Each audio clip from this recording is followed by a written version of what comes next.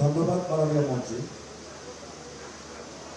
এই পর্যায়ে গাজীপুর জেলা প্রশাসনের পক্ষ থেকে মাননীয় প্রধানমন্ত্রীকে শুভেচ্ছা স্মারক প্রদান করবেন গাজীপুরের সম্মানিত জেলা প্রশাসক মোহাম্মদ নুরুল করিম ভূঁইয়া।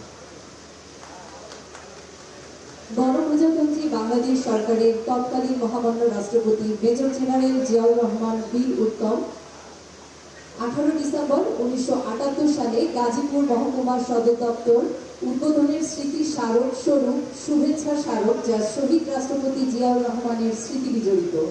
গাজীপুর জেলা প্রশাসনের পক্ষ থেকে জেলা প্রশাসক জনাব মোহাম্মদ নুরুল করিম ভূঁইয়া মাননীয় প্রধানমন্ত্রীকে এই শুভেচ্ছা স্মারক প্রদান করলেন।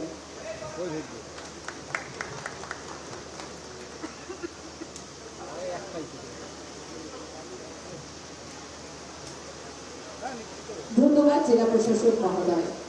এখন বিশেষ অতিথি